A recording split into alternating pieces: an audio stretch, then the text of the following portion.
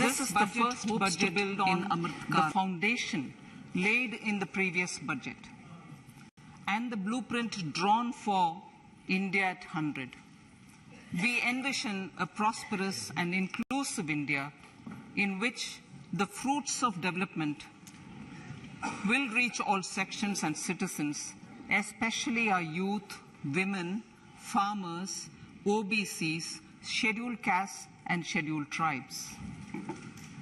In the 75th year of our independence, the world has recognized the Indian economy as a bright star. Our current year's economic growth is estimated to be at 7%. It is notable that this is the highest among all the major economies. This is in spite of the massive slowdown globally caused by COVID-19 and the war. The Indian economy is therefore on the right track and despite a time of challenges, heading towards a bright future. Today, as Indians stand with their head held high and the world appreciates India's achievements and successes, we are sure that elders who had fought for India's independence will, with joy, bless us in our endeavors going forward as well. Our focus on wide-ranging reforms and sound policies implemented through Sabka Prayas, resulting in Jan Bhagidari and targeted support to those in need, helped us perform well in trying times. India's rising global profile is because of the several accomplishments. Unique world-class digital public infrastructure, example, Aadhaar, CoWIN and UPI. COVID vaccination drive in unparalleled scale and speed. Proactive role in frontier areas such as achieving the climate-related goals, Mission Life and National Hydrogen Mission. During the COVID-19 pandemic, we ensured that no one goes to bed hungry with a scheme to supply free food grains to over 80 crore persons for 28 months. Continuing our commitment to ensure food and nutritional security, we are implementing from 1st January 2023 a scheme to supply free food grain to all Antyodaya and priority households for the next 1 year. Under PM Garib Kalyan Anna Yojana, the entire expenditure of about 2 lakh crore will be borne by the central government. In these times of global challenges, the G20 presidency gives us a unique opportunity to strengthen India's role in the world economic order. With the theme of Vasudhaiva Kutumbakam, we are steering an ambitious, people-centric agenda to address global challenges and to facilitate sustainable economic development. The government's efforts since 2014 have ensured for all citizens a better quality of life and life of dignity. The per capita income has more than doubled to 1.97 lakh rupees. In these 9 years, the Indian economy has increased in size from being 10th to 5th largest in the world. We have significantly improved our position as well as a well-governed and innovative country with a conducive environment for business as reflected in several global indices. We have made a significant progress in many sustainable development goals. The economy has become a lot more formalized as reflected in the EPFO membership, more than doubling to 27 crore and rupees 7,400 crore digital payments of 126 lakh crore rupees through UPI in 2022. The efficient implementation of many schemes with universalization of targeted benefits has resulted in inclusive development. Some of the schemes are 11.7 crore household toilets under Swachh Bharat Mission, which is achieved, 9.6 crore LPG connections under Ujjwala, 220 crore COVID vaccination of 102 crore persons, 47.8 crore PM Jan Dhan bank accounts, insurance cover for 44.6 crore persons under PM Suraksha Bima and PM Jeevan Jyoti Yojana, and cash transfer of 2.2 lakh crores of rupees to 11.4 crore to over 11.4 crore farmers under PM Kisan Samman Nidhi. Our vision for the Amrit Kal includes technology-driven and knowledge-based economy with strong public finances and a robust financial sector. To achieve this, Jan Bhagidari through Sabka Saath Sabka Prayas is essential.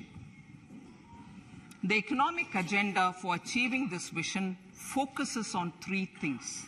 First, facilitating ample opportunities for citizens, especially the youth, to fulfill their aspirations.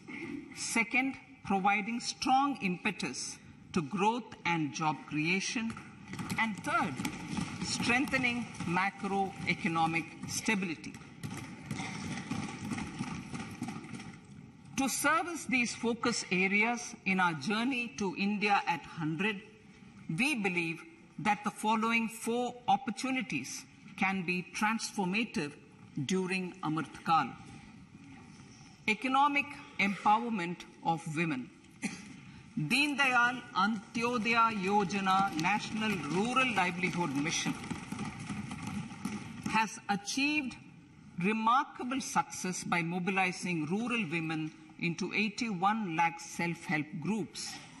We will enable these groups to reach the next stage of economic empowerment through formation of large producer enterprises or collectives, with each having several thousand members and managed professionally. They will be helped with raw materials supply and for better design, quality, branding, and marketing of their products. Through supporting these policies, they will be enabled to scale up their operations to serve the large consumer markets, as has been the case with the several startups growing into unicorns. PM Vishwakarma Kaushal Samman, PM Vikas. For centuries, traditional artisans and craftspeople who work with their hands using tools have brought renown for India. They're generally referred to as Vishwakarma. The art and the handicraft created by them represents the true spirit of Atmanirbhar Bharat. For the first time, a package of assistance for them has been conceptualized. The new scheme will enable them to improve the quality, scale, and reach of their products, integrating them with the MSME value chain. The components of this scheme will include not only financial support, but also access to advanced skill training, knowledge of modern digital techniques, and efficient green technologies, brand promotion, linkage with local and global markets, digital payments, and social security. This will greatly benefit the scheduled castes, scheduled tribes, OBCs, women, and people belonging to the weaker sections. Tourism. The country offers immense attraction for domestic as well as foreign tourists. There is a large potential to be tapped in tourism. The sector holds huge opportunities for jobs and entrepreneurship for youth in particular. Promotion of tourism will be taken up on mission mode with active participation of states, convergence of government programs, and public-private partnerships. Green growth. We are implementing many programs for green fuel, green energy, green farming, green mobility, green buildings, and green equipment, and policies for efficient use of energy across various economic sectors. These green growth efforts help in reducing carbon intensity of the economy and provides for large-scale green job opportunities.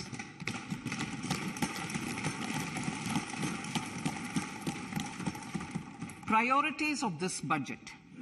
The budget adopts the following 7 priorities. They complement each other and act as the Saptarishi guiding us through the Amritkal. Inclusive development, reaching the last mile, infrastructure and investment, unleashing the potential, green growth, youth power, and financial sector.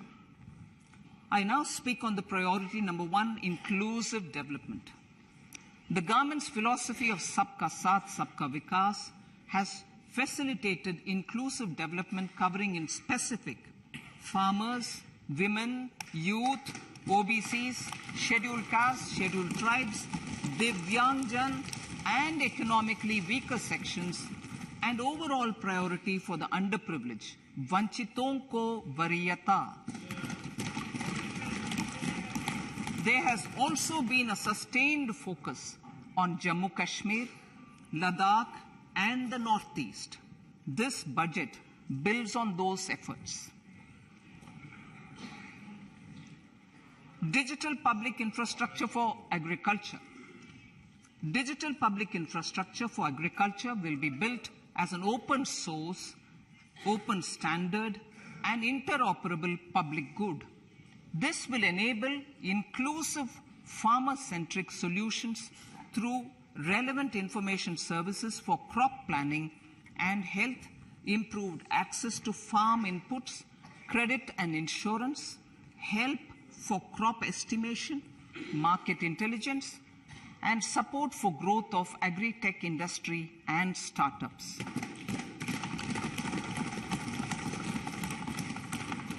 An agriculture accelerator fund. An agriculture accelerator fund will be set up to encourage agri-startups by young entrepreneurs in rural areas. The fund will aim at bringing innovative and affordable solutions for challenges faced by farmers. It will also bring in modern technologies to transform agricultural practices, increase productivity and profitability. To enhance the productivity of extra long staple cotton, we will adopt a cluster-based and value chain approach through public-private partnerships. This will mean collaboration between farmers, state, and industry for input supplies, extension services, and market linkages. We will launch an Atmanirbhar Clean Plant program to boost availability of disease-free, quality planting material for high-value horticultural crops at an outlay of 2,200 crores. Global hub for millets, which are Sri Anna. India is the forefront. India is at the forefront of popularizing millets, whose consumption furthers nutrition, food security, and welfare of farmers, said the Honorable Prime Minister. We are the largest producer and second largest exporter of Sri Anna in the world. We grow several types of Sri Anna, such as Sri Anna Jowar, Sri Anna Ragi, Sri Anna Bajra, Sri Anna Kutu, Ramdana, Kangni, Kutni, Kutki, Kodo, China, and Sama. These have a number of health benefits and have been an integral part of our food for centuries. I acknowledge with pride the huge service done by small farmers in contributing to the health of fellow citizens by growing these Sri Anna. Now, to make India a global hub for Sri Anna, the Indian Institute of Millet Research, ideally Indian Institute of the Sri Anna Research, Hyderabad, will be supported as the center of excellence for sharing best practices, research, and technologies at the international fisheries.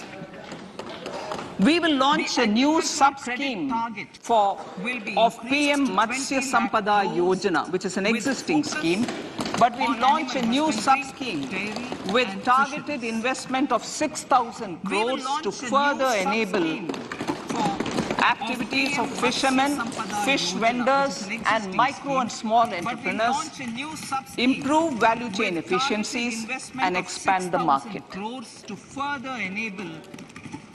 For farmers, especially small and marginal farmers and other marginalized sections, the government is promoting cooperative-based economic development model.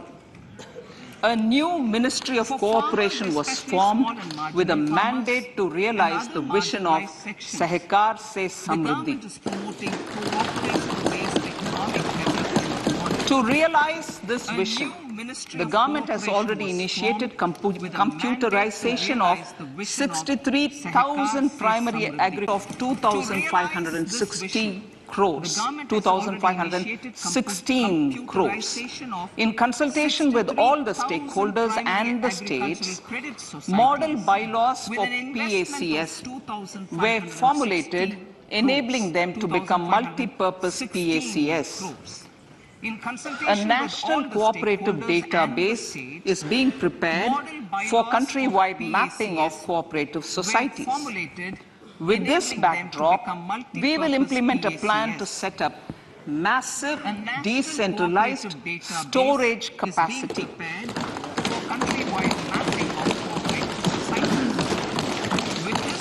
This will help farmers store their produce and realize remunerative prices through sale at appropriate times. The government will also facilitate setting up of a large number of multi-purpose cooperative societies, primary fishery societies, and dairy cooperative societies in uncovered panchayat and villages in the next 5 years.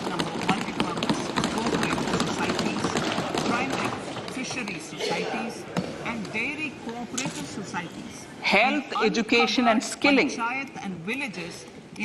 157 new nursing colleges will be established in co-location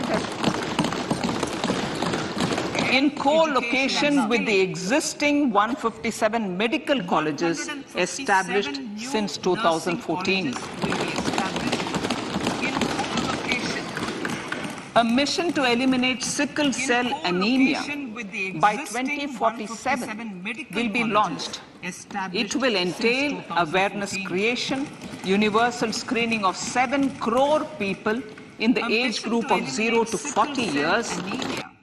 By 2047 will be launched. It will entail awareness creation, universal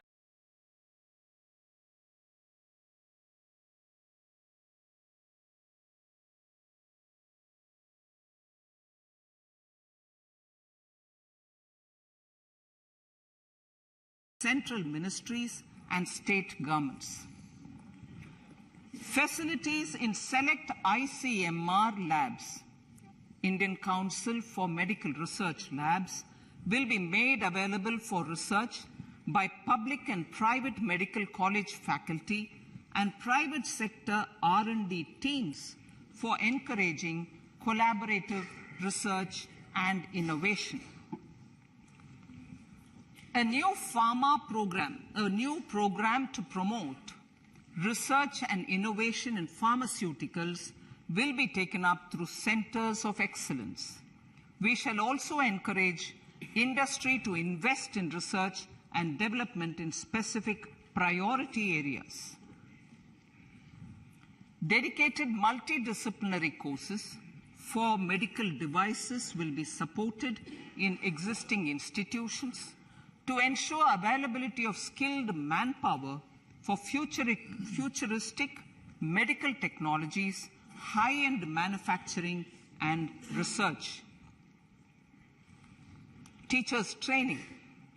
Teachers' training will be re-envisioned through innovative pedagogy, curriculum transaction, continuous professional development, dipstick surveys, and ICT implementation.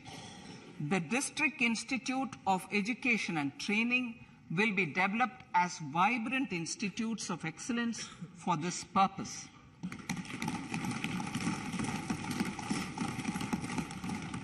National Digital Library for Children and Adolescents. A National Digital Library for Children and Adolescents will be set up for facilitating availability of quality books across geographies, languages, genres, and levels, and device-agnostic accessibility. States will be encouraged to set up physical libraries for them at panchayat and ward levels and provide infrastructure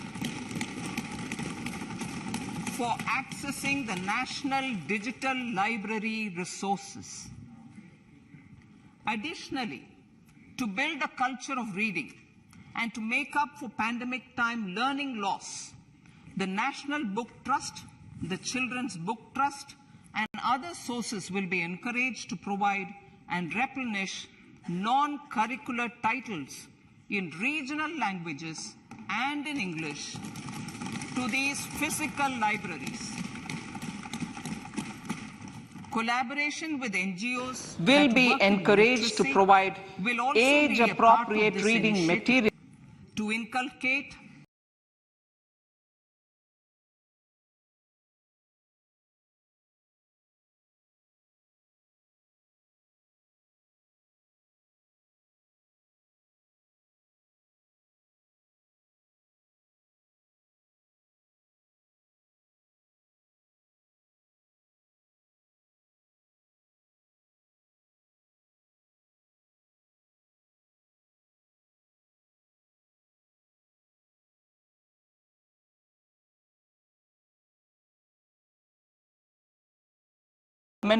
Jal Shakti and cooperation.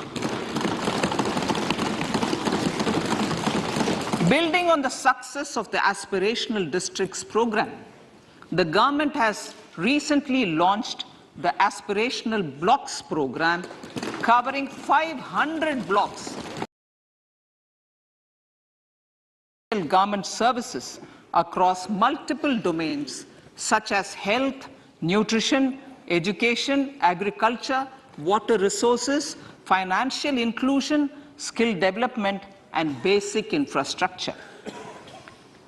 Manya Speaker, Sir, Pradhan Mantri PBTG, which is Primitive Vulnerable Tribal Groups Development Mission, is being launched. To improve socio-economic conditions of the particularly vulnerable tribal groups, the PBTGs as we refer them to, Pradhan Mantri PBTG Development Mission will be launched.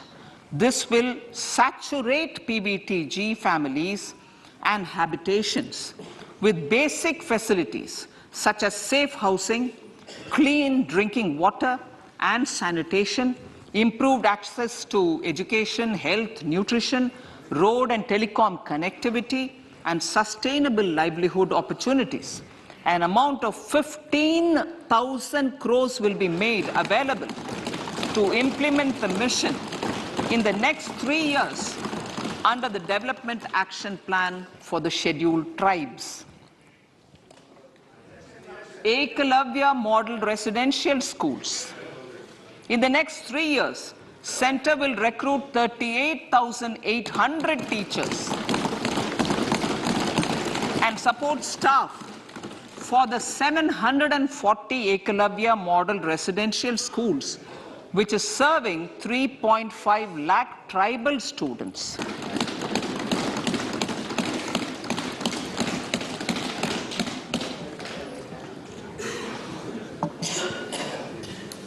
In the drought-prone central regions of Karnataka, central assistance of 5,300 crore will be given to Upper Bhadra project to provide sustainable micro-irrigation and filling up of surface tanks for drinking water. PM Awas Yojana. The outlay for PM Awas Yojana is being enhanced by 66% to over 79,000 crores. Bharat Shared Repository of Inscriptions will be set up in a digital epigraphy museum with digitization of 1 lakh ancient inscriptions in the first stage. Support for poor prisoners. For poor persons who are in prisons and unable to afford the penalty or the bail amount, required financial support will be provided. Priority number 3, infrastructure and investment. Investments in infrastructure and productive capacity have a large multiplier impact on growth and employment. After the subdued period of the pandemic, private investments are growing again. The budget takes the lead once again to ramp up the virtuous cycle of investment and job creation. Honorable Speaker, sir, the capital investment outlay is being increased steeply for the 3rd year in a row by 33% to 10 lakh crores, which would be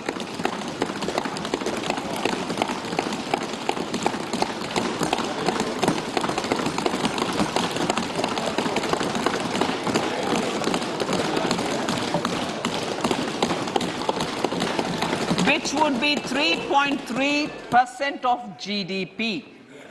This will almost be 3 times the outlay made in 2019-20.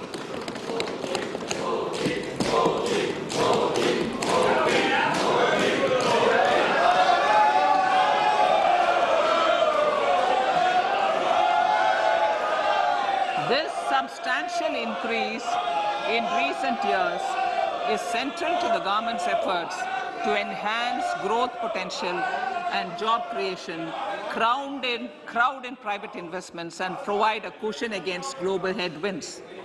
The direct capital investment by the center is complemented by the provision made for creation of capital assets through grants and aids to state. The effective capital expenditure of the center is budgeted at 13.7 lakh crore rupees, which will be 4.5% of GDP. Support to state governments for capital investment. I have decided to continue the 50-year interest-free loan to state governments for 1 more year to spur investment in infrastructure and to incentivize them for complementary policies actions with a significantly enhanced outlay of 1.3 lakh crores. The newly established Infrastructure Finance Secretariat will assist all stakeholders for more private investment in infrastructure, including railways, roads, urban infrastructure, and power, which are predominantly depend on public resources. The harmonized master list of infrastructure will be reviewed by an expert committee for recommending the classification and financing framework suitable for Amrit Kal. A capital outlay, I'm talking about railways now, sir, Honorable Speaker. Railways. a capital outlay of 2.40 lakh crores has been provided for the railways.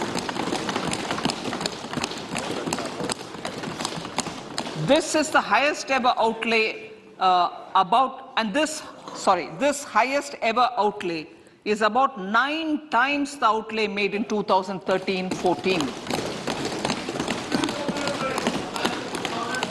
100 critical transport infrastructure projects for last and first mile connectivity for ports, coal, steel, fertilizer and food grain sectors have been identified. They will be taken up on priority with investment of 75,000 crores, including 15,000 crore from private sources. 50 additional airports, heliports, water aerodromes, and advanced landing grounds will be revived for improving regional air connectivity.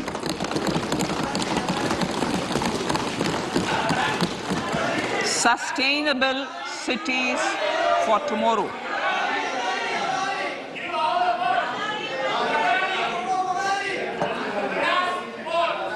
States and cities will be encouraged to undertake urban planning reforms and actions to transform our cities into sustainable cities of tomorrow. This means efficient use of land resources, adequate resources for urban infrastructure, transit-oriented development, enhanced availability and affordability of urban land and opportunities for all. Through property tax governance reforms and ring-fencing user charges on urban infrastructure, cities will be incentivized to improve their creditworthiness for municipal bonds. Like the RIDF, an Urban Infrastructure Development Fund will be established through use of priority sector lending shortfall. This will be managed by the National Housing Bank and will be used by public agencies to create urban infrastructure in Tier 2 and Tier 3 cities. States will be encouraged to leverage resources from the grants of the 15th Finance Commission as well as existing schemes to adopt appropriate user charges while accessing the UIDF. We expect to make available 10,000 crore rupees per annum for this purpose. All cities and towns will be enabled for 100% mechanical desludging of septic tanks and sewers to transition from manhole to machine hole mode.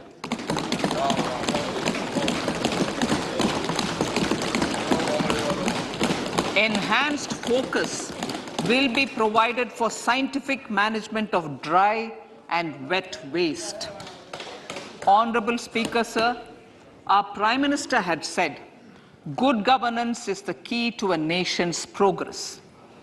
Our government is committed to providing a transparent and accountable administration which works for the betterment and welfare of common citizens. Mission Karma Yogi. Under Mission Karma Yogi, Centre, states and the Union territories are making and implementing capacity building plans for civil servants. The government has also launched an integrated online training platform, I Got Karma Yogi, to provide continuous learning opportunities for lakhs of government employees to upgrade their skills and facilitate people-centric approach. Sir, for enhancing ease of doing business, more than 39,000 compliances have been reduced and more than 3,400 legal provisions have been decriminalized. For furthering the trust-based governance, we have introduced the Jan Vishwas Bill to amend 42 central acts. this budget proposes a series of measures to unleash the potential of our economy. Centers of Excellence for Artificial Intelligence, for realizing the vision of Make AI in India and Make AI Work for India, 3 centers of excellence for artificial intelligence will be set up in top educational institutions. Leading industry players will partner in conducting interdisciplinary research, develop cutting-edge applications, and scalable problem solutions in the areas of agriculture, health, and sustainable cities. This will galvanize an effective AI ecosystem and nurture quality human resources in the field. National Data Governance Policy, to unleash innovation and research by startups and academia.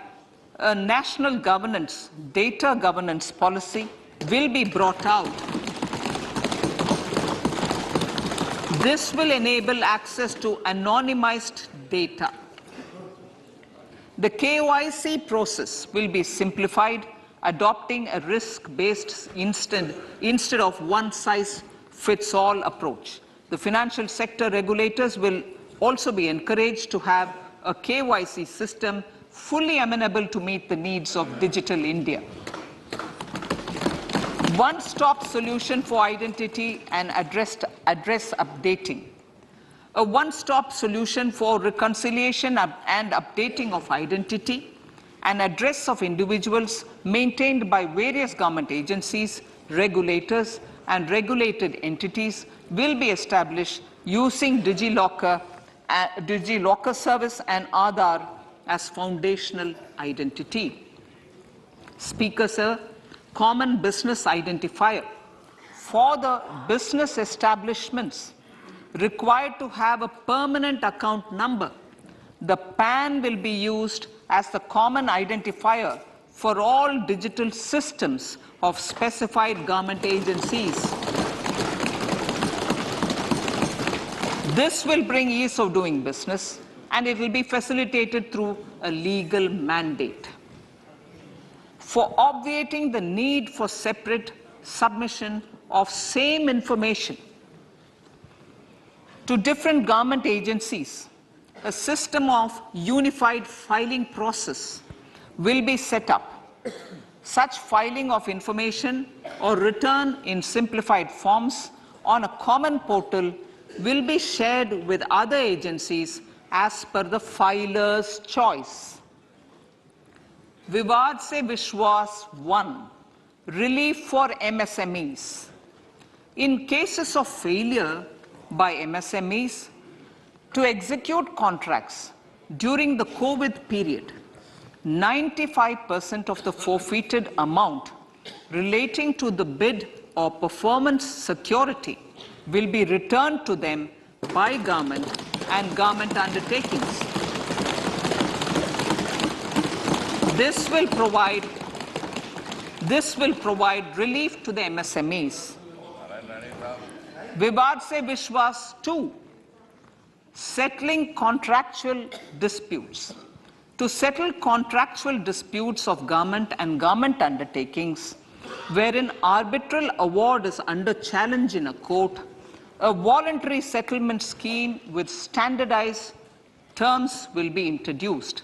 This will be done by offering graded settlement terms depending on pendency level of the dispute. The state support mission of Niti Aayog will be continued for 3 years for our collective efforts towards national priorities. Result-based financing. To better allocate scarce resources for competing development needs, the financing of select schemes will be changed on a pilot basis from input-based to result-based. E-courts. For efficient administration of justice, Phase 3 of the e-courts project will be launched with an outlay of 7,000 crores. Fintech services in India have been facilitated by our digital public infrastructure, including Aadhaar, PM Jan Dhan Yojana, Video, KYC, India Stack, and UPI. To enable more fintech innovative services, the scope of documents available in DigiLocker for individuals will be expanded. An entity, DigiLocker, will be set up for the use by MSMEs, large businesses, and also charitable trusts. This will be towards storing and sharing documents online securely whenever needed with various authorities, regulators, banks, and other business entities. 5G services. 100 labs for developing applications using 5G services will be set up in engineering institutions.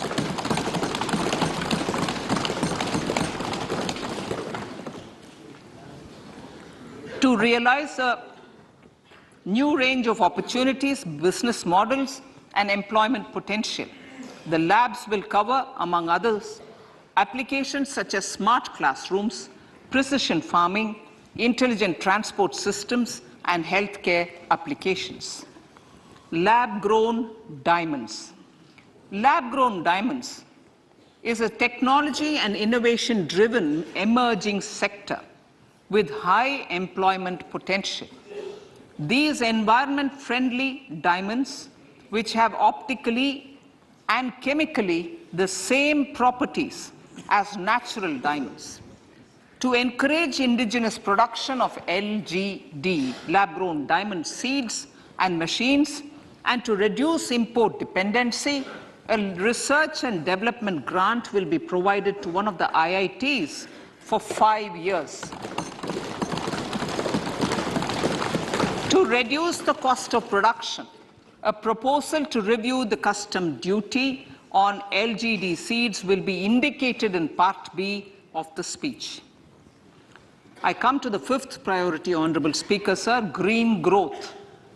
Honorable Prime Minister has given a vision for life or lifestyle for environment to spur a movement of environmentally conscious lifestyle. India is moving forward firmly for the Panchamrit, the net zero carbon emission by 2070 to usher in green industrial and economic transition. This budget builds on our focus on green growth. The recently launched National Green Hydrogen Mission, with an outlay of 19,700 crores, will facilitate transition of the economy to low carbon intensity, reduce dependence on fossil fuel imports, and make the country assume technology and market leadership in this sunrise sector. Our target is to reach an annual production of 5 MMT by 2030. Energy transition. This budget provides for 35,000 crores for priority capital investment towards energy transition and net zero objectives and energy security by Ministry of Petroleum and Natural Gas. To steer the economy on sustainable development path, battery energy storage systems with capacity of 4,000 MWH will be supported with viability gap funding. A detailed framework for pumped storage projects will also be formulated. Renewable energy evacuation. The interstate transmission system for evacuation and grid integration of 13 gigawatt renewable energy from Ladakh will be constructed with investment of 20,700 crore, including central support of 8,300 crores. Green Credit Program. For encouraging behavioral change, a Green Credit Program will be notified under the Environment Protection Act. This will incentivize environmentally sustainable and responsive actions by companies, individuals, and local bodies, and help mobilize additional resources for such activities. PM Program for Restoration, Awareness, Nourishment, and Amelioration of Mother Earth, PM Pranam, will be launched to incentivize states and union territories to promote alternative fertilizers and balanced use of chemical fertilizers. Go Bardhan Scheme, 500 new waste to wealth plants under Go Bardhan, galvanizing organic bio-agro resources done. Go Bardhan scheme will be established for promoting circular economy.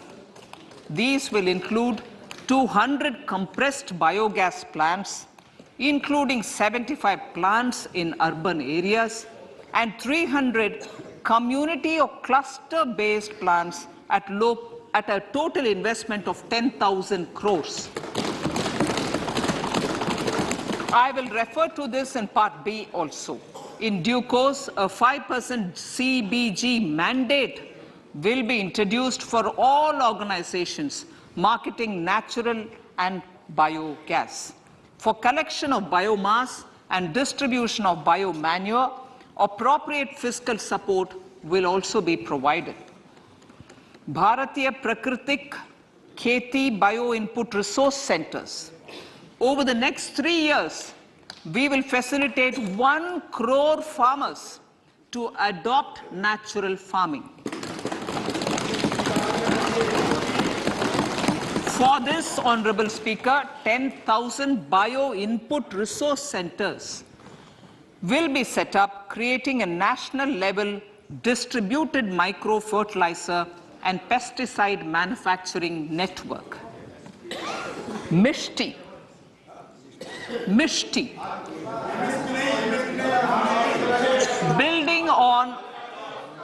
Building on India's success in afforestation, mangrove initiative for shoreline habitats and tangible incomes, Mishti, will be taken up for mangrove plantation along the coastline and on salt pan lands wherever feasible through convergence between Manrega, Campa, Fund and other sources.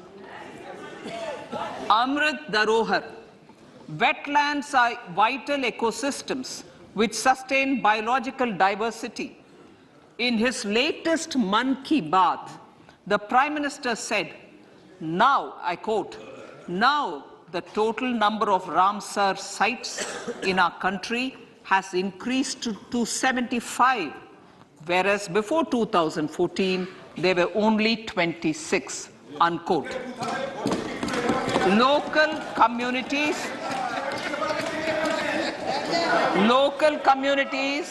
have always been at the forefront of conservation efforts. The government will promote their unique conservation values through Amrit Dharohar, a scheme that will be implemented over the next 3 years to encourage optimal use of wetlands and enhance biodiversity, carbon stock, ecotourism opportunities, and income generation for local communities. Coastal shipping. Coastal shipping will be promoted as the energy efficient and lower cost mode of transport, both for passengers and freight, through PPP mode with viability gap funding. Vehicle replacement. Vehicle replacement is an important continuing policy, replacing the old political,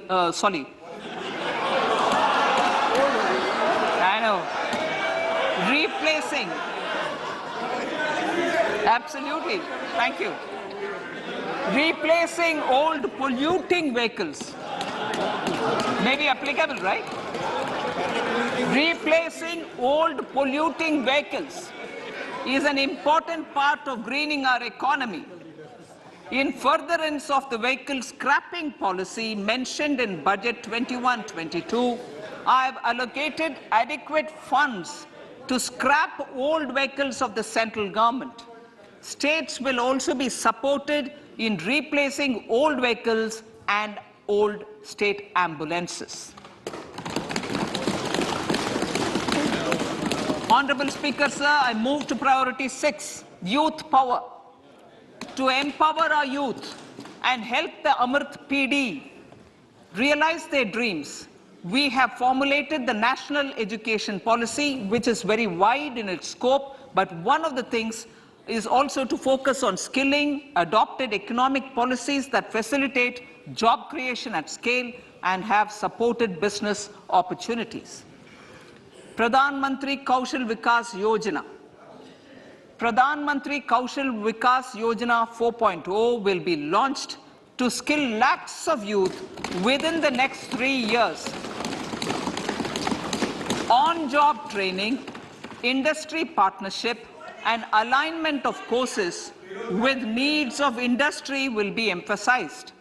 The scheme will also cover new age courses for Industry 4.0 like coding, AI, robotics, mechatronics, IoT, 3D printing, drones, and other soft skills. To skill youth for international opportunities, 30 Skill India International Centers will be set up across different states. The digital ecosystem for skilling will be further expanded with the launch of a unified Skill India digital platform for enabling demand-based formal skilling, linking with employers including MSMEs, and facilitating access to entrepreneurship schemes.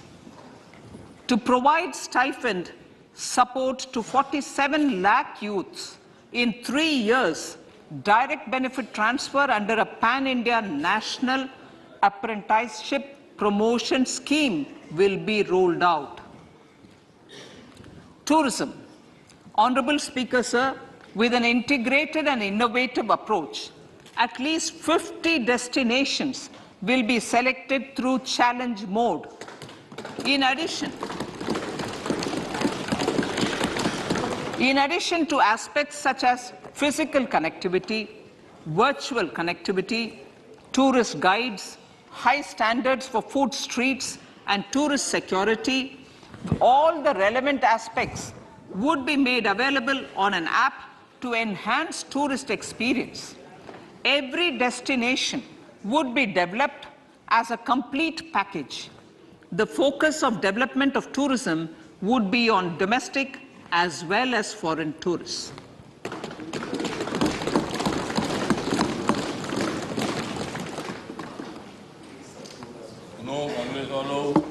Sector-specific skilling and entrepreneurship development will be dovetailed to achieve the objectives of Dekho Apna Desh initiative.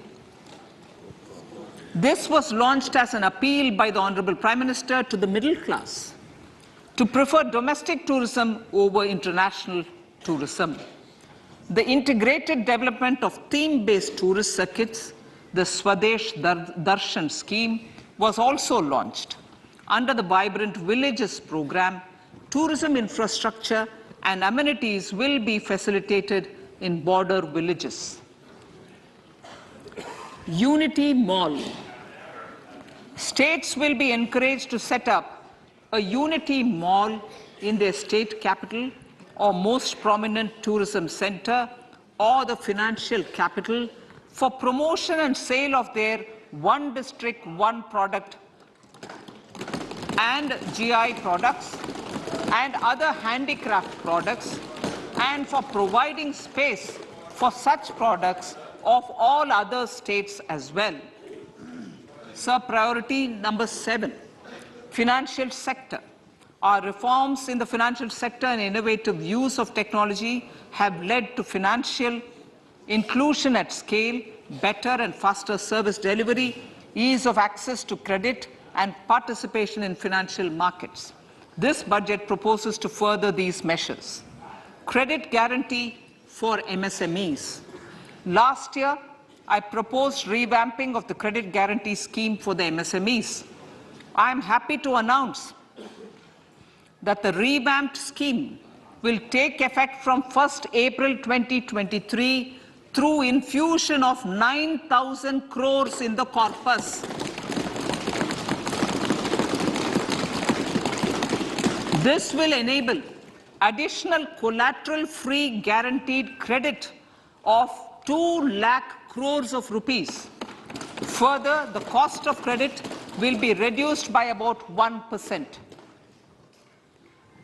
A national financial information registry will be set up to serve as a central repository of financial and ancillary information. This will facilitate efficient flow of credit, promote financial inclusion, and foster financial stability. A new legislative framework will govern this credit public infrastructure and will be designed in consultation with the RBI. To meet the needs of Amritkal and to facilitate optimum regulation in the financial sector, public consultation, as necessary and feasible, will be brought to the process of regulation making and issuing subsidiary directions. To simplify, to ease, and to reduce cost of compliance, financial sector regulators will be requested to carry out a comprehensive review of existing regulations. For this, they will consider suggestions from public and regulated entities. Time limits to decide the application under various regulations will also be laid down. Honorable Speaker, sir, to enhance business activities in GIFT IFSC, the following measures will be taken. Delegating powers under the SEZ Act to the IFSCA to avoid dual regulation. Setting up a single window IT system for registration and approval of IFSCA, SEZ authorities, GSTN, RBI, SEBI, and IRDAI. Permitting acquisition financing by IFSC banking units of foreign banks. Establishing a subsidiary of Exim Bank for trade refinancing. Amending IFSCA Act for statutory provisions for arbitration, ancillary services, and avoiding dual regulation under the SEZ Act, and recognizing offshore derivative instruments as valid contracts. Honorable Speaker, sir, data embassy. For countries looking for digital continuity solutions, we will facilitate setting up of their data embassies in GIFT IFSC.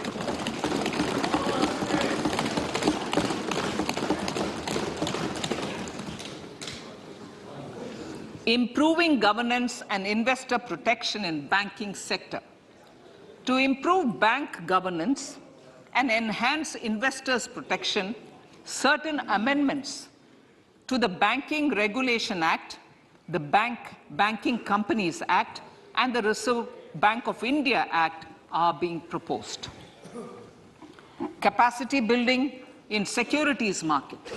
Honorable Speaker, sir, to build capacity of functionaries and professionals in the securities market, SEBI will be empowered to develop, regulate, maintain, and enforce norms and standards for education in the National Institute of Securities Markets and to recognize award of degrees, diplomas, and certificates. A central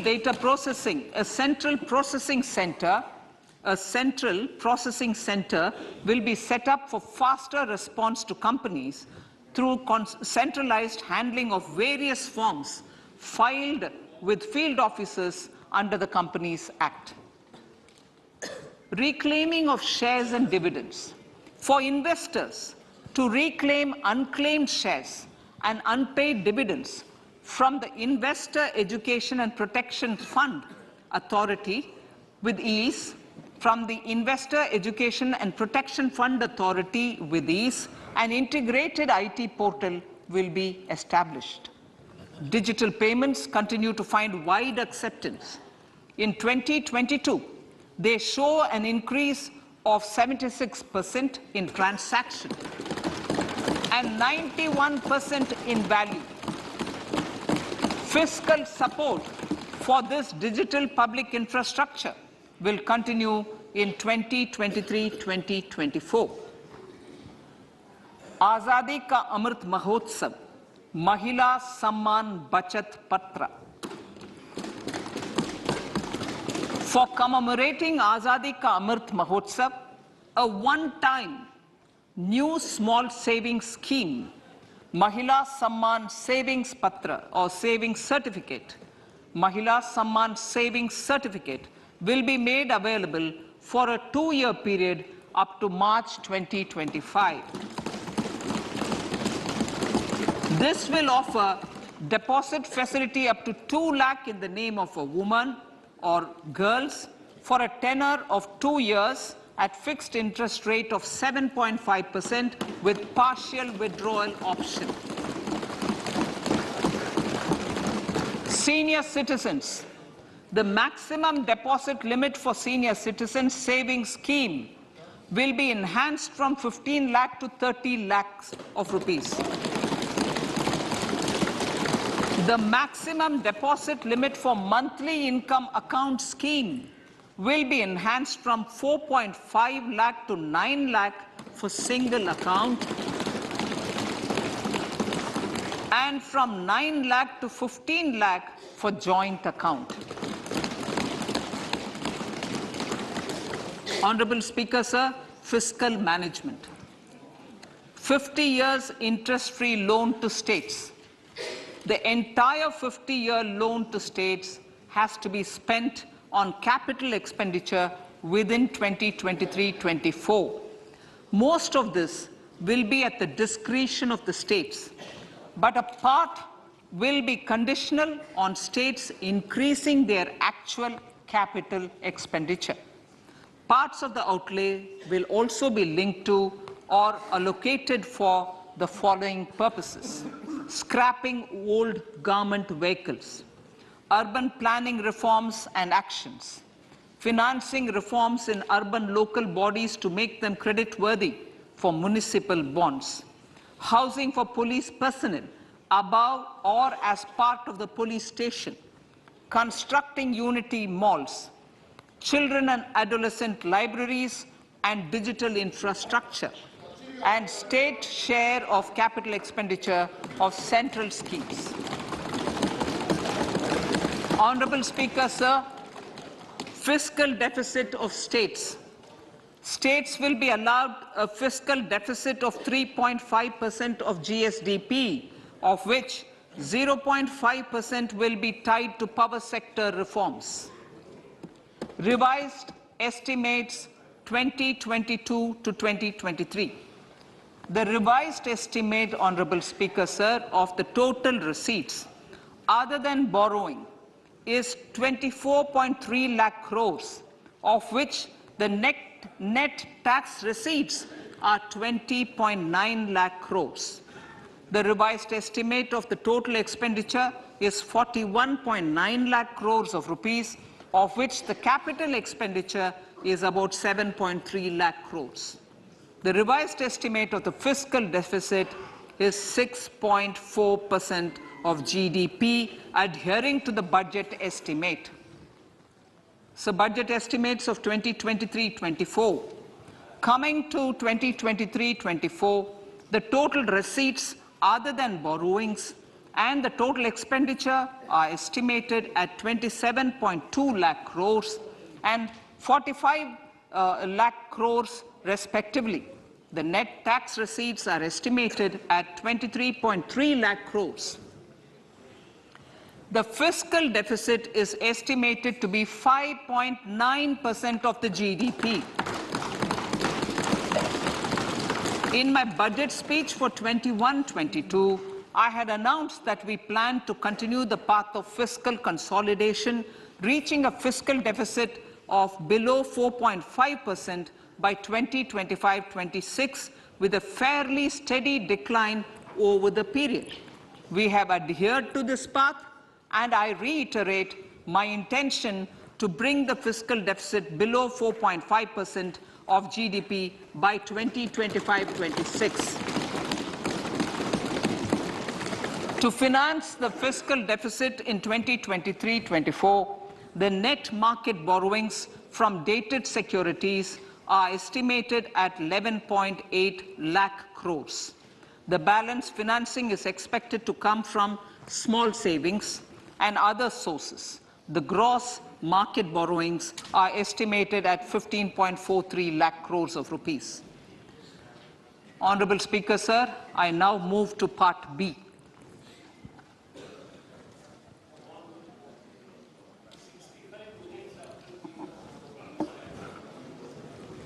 Indirect taxes.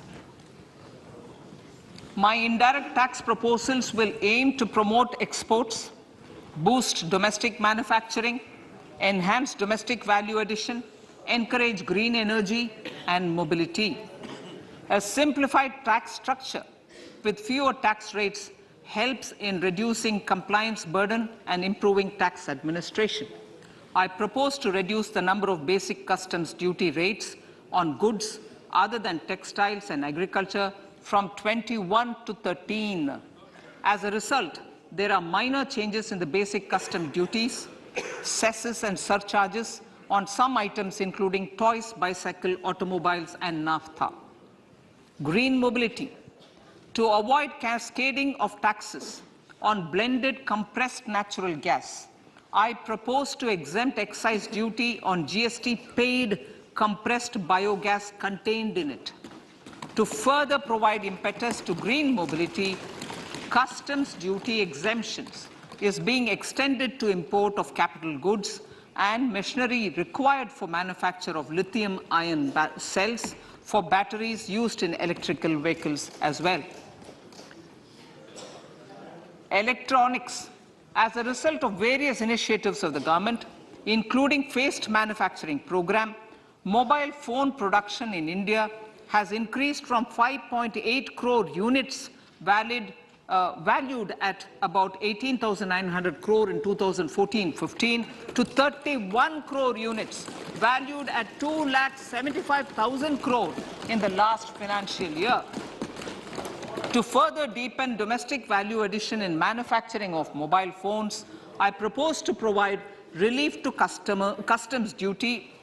I propose to provide relief in customs duty on import of certain parts and inputs like camera lens and continue the concessional duty on lithium-ion cells for batteries for another year.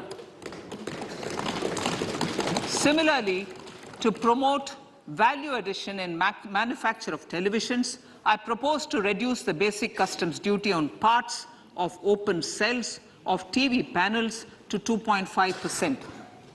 Electrical. To rectify inversion of duty structure and encourage manufacturing of electric kitchen chimneys, the basic custom duty on electric kitchen chimney is being increased from 7.5% to 15%, and that on heat coils for these is proposed to be reduced from 20% to 15%. Chemicals and petrochemicals. Denatured ethyl alcohol is used in chemical industry. I propose to exempt basic customs duty on it. This will also support the ethanol blending program and facilitate an endeavor for energy transition. Basic customs duty is also being reduced on acid-grade fluorospar from 5% to 2.5% to make the domestic fluorochemicals industry competitive. Further, the basic customs duty on crude glycerin for use in manufacture of epichlorohydrin is proposed to be reduced from 7.5% to 2.5%.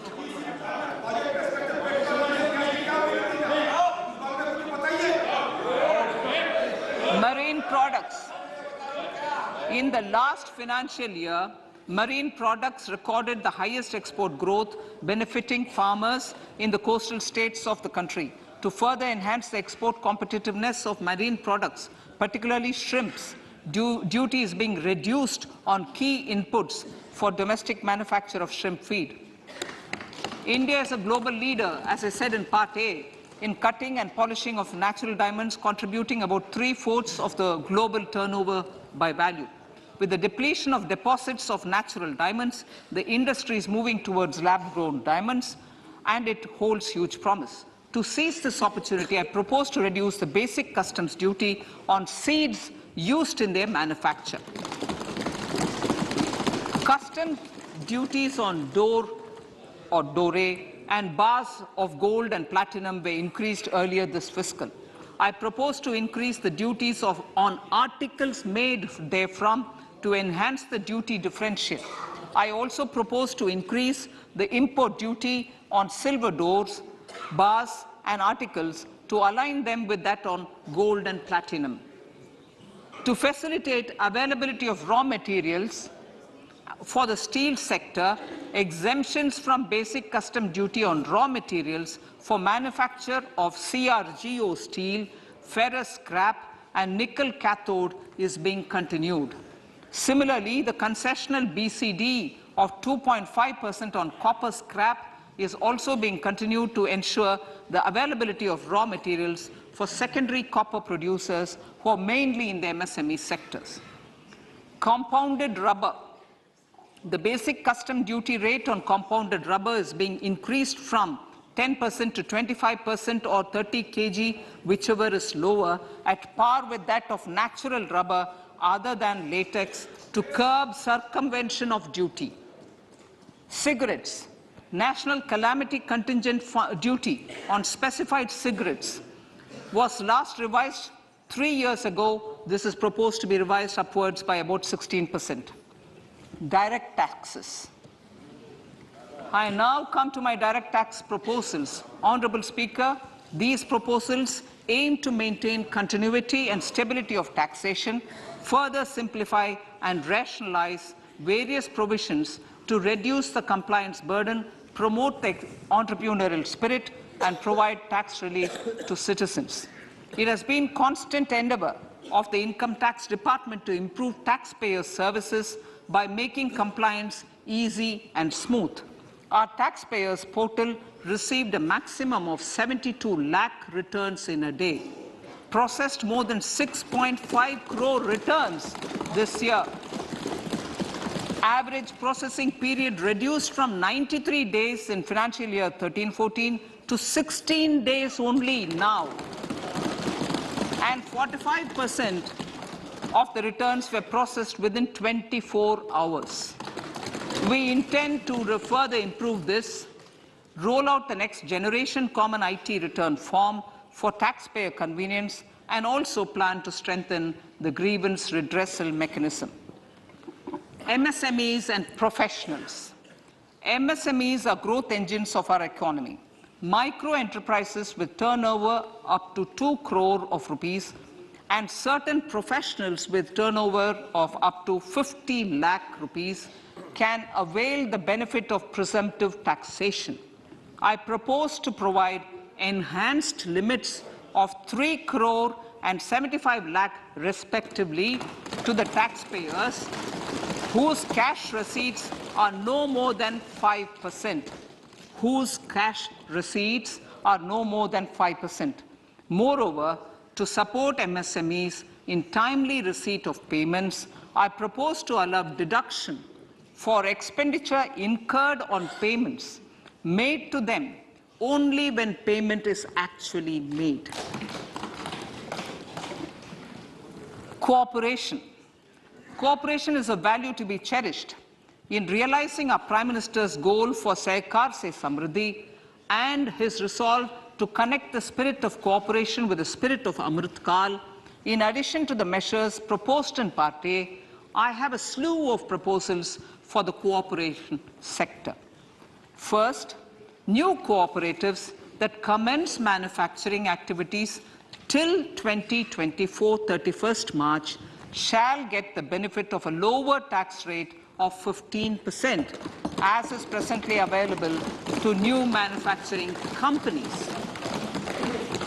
Secondly, I propose to provide an opportunity to sugar cooperatives to claim payments made to sugarcane farmers for the period prior to the assessment year 2016-17 as expenditure.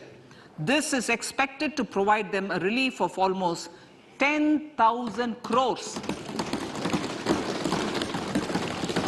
Thirdly, I am providing a higher limit of 2 lakh per member for cash deposits to loans in cash by primary agricultural cooperative societies and primary cooperative agriculture and rural development banks. I repeat that.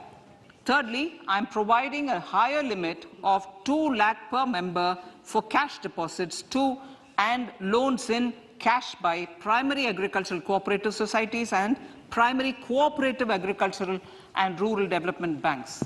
Similarly, a higher limit of 3 crore for TDS on cash withdrawal is being provided to cooperative societies. Startups.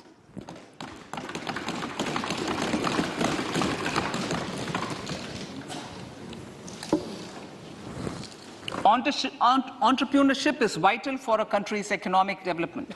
We have taken a number of measures for startups and they have borne results. India is now the third largest ecosystem for startups globally and ranks second in innovation quality among middle-income countries. I propose to extend the date of incorporation for income tax benefits to startups from 31/3/2023 to 31/3/2024. I further propose to provide the benefit of carry forward of losses on change of shareholding of startups from 7 years of incorporation to 10 years.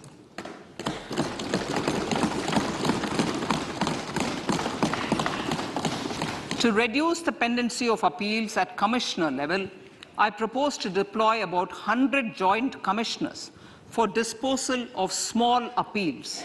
We shall also be more selective in taking up cases for scrutiny of returns already received this year. Better targeting of tax concessions. For better targeting of tax concessions and exemptions, I propose to cap deduction from capital gains on investment in residential house under Section 54 and Section 54F to 10 crores. Another proposal with similar intent is to limit income tax exemption from proceeds of insurance policies with very high value. Rationalization. Honorable Speaker, sir, there are a number of proposals relating to rationalization and simplification.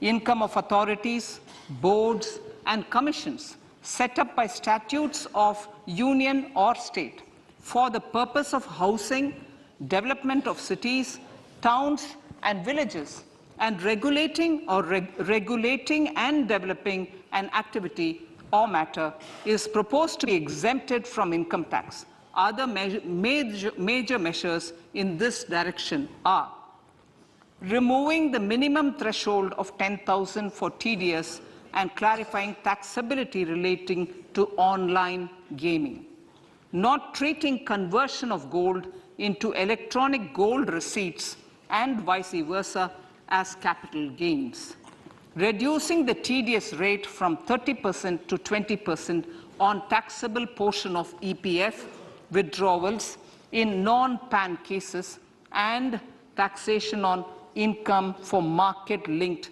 debentures. Other major proposals in the finance bill relate to the following: extension of period of tax benefits to funds relocating to IFSC, GIFT City till 31/3/2025, decriminalization under Section 276A of the Income Tax Act, allowing carry forward of losses on strategic disinvestment, including that of IDBI Bank, and providing EEE status to Agniveer Fund. Personal income tax.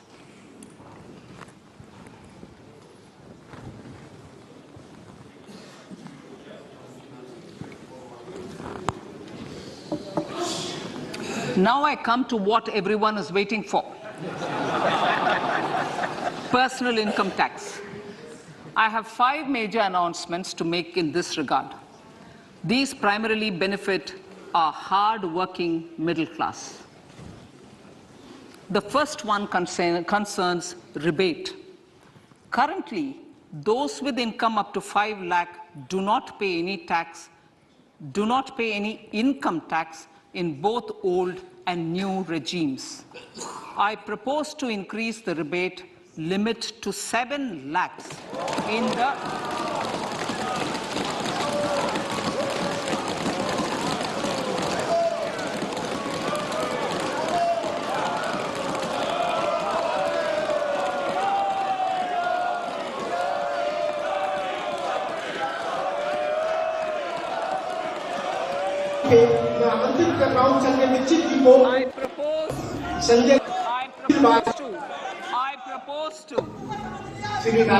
I propose to increase the rebate limit to 7 lakh in the new tax regime. Thus, persons in the new tax regime with income up to 7 lakhs will not have to pay any tax at all. The second proposal relates to middle-class individuals. I had introduced in the year 2020 the new personal income tax regime with 6 income slabs starting from 2.5 lakh. I propose to change the tax structure in this regime by reducing the number of slabs to 5 and increasing the tax exemption limit to 3 lakhs. The new tax rates are 0 to 3 lakh, nil. 3 to 6 lakhs, 5%. 6 to 9 lakhs, 10%. 9 to 12 lakh, 15%. 12 to 15 lakhs, 20%. And above 15 lakhs, 30%. This will provide major relief to all taxpayers in the new regime. An individual with an annual income of 9 lakhs will be required to pay only 45,000 rupees. This is only 5% of his or her income.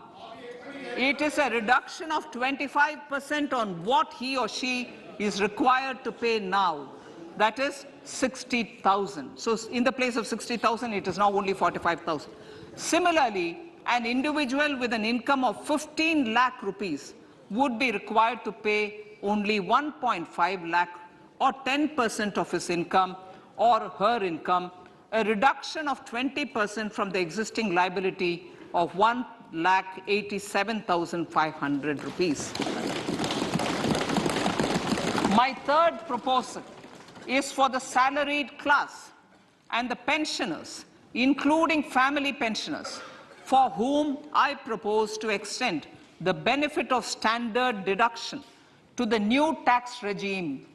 Each salaried person with an income of 15.5 lakh rupees or more will thus stand to benefit by 52,500 rupees.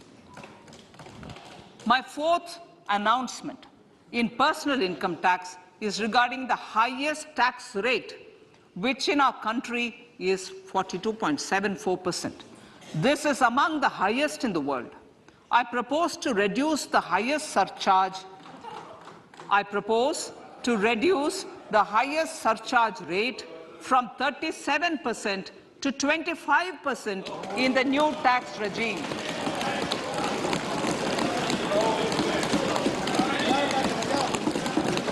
This would result in reduction of the maximum rate. This would result in the reduction of the maximum tax rate to 39%. Lastly, the limit of 3 lakh rupees for tax exemption on leave encashment on retirement of non-government salaried employees was last fixed in the year 2002, when the highest basic pay in the government was only 30,000 rupees per month. In line with the increase in the government salaries, I am proposing to increase this limit to 25 lakh rupees.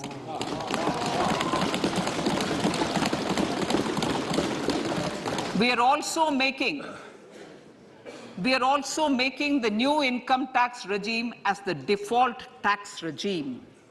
However, citizens will continue to have the option to avail the benefit of the old tax regime.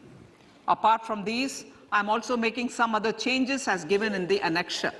As a result of these proposals, revenue of about 38,000 crore to 37,000 crore in direct taxes and rupees 1,000 crore in indirect taxes will be foregone, while revenue of about 3,000 crore will be additionally mobilized. Thus, the total revenue foregone is about 35,000 crores annually. Honorable Speaker, sir, with these words, I commend the budget to this august House.